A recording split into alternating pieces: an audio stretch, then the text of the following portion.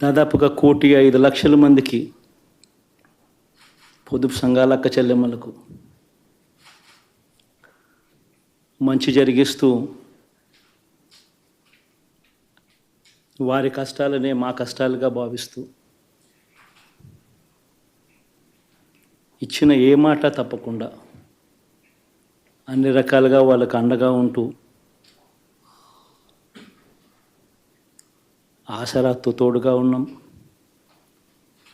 సున్నా వడ్డీతో సైతం అండగా ఉన్నాం, చేయూత సైతం తోడుగా ఉంటూ నిలిచాం. మరి ఆ 1,05,00,000 మంది అక్క చెల్లెమ్మల ప్రేమాభిమానాలు ఏమయ్యాయో తెలియవు. 26 లక్షల మంది చేయూతను అందుకుంటున్న అక్క చెల్లెమ్మలు వారి ఆప్యాయత ఏమైందో తెలీదు.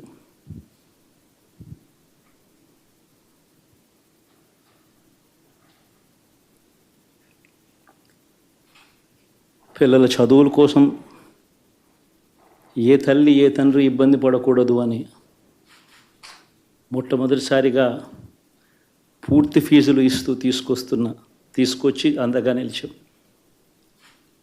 చదువుల్లో ఎప్పుడూ చూడని మార్పులు తీసుకొచ్చాం. దాదాపుగా 12 లక్షల మందికి సంవత్సరానికి మంచి జరిగిస్తూ ఆ పిల్లలు ఆ తల్లుల అభిమానం ఏమైందో కూడా తెలియదు.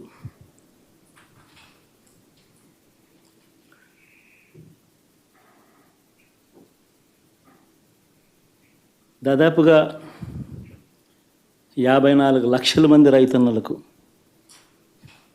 గతంలో ఎప్పుడూ చూడని విధంగా జరగని విధంగా పెట్టుబడికి సహాయంగా అందించే కార్యక్రమం మొట్టమొదటిగా జరిగింది మన ప్రభుత్వం వచ్చాకే.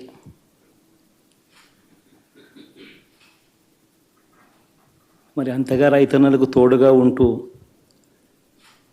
రైతన్నలకు రైతు భరోసా ఇవ్వడం కానీ,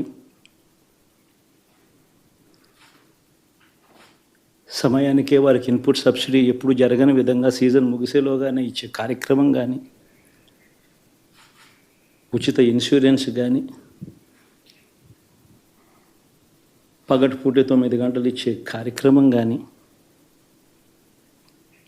ఉచిత విద్యుత్ ఇచ్చే కార్యక్రమం కానీ, మరి 1,00,00,000 మంది రైతన్నల ప్రేమ ఏమైందో తెలియదు.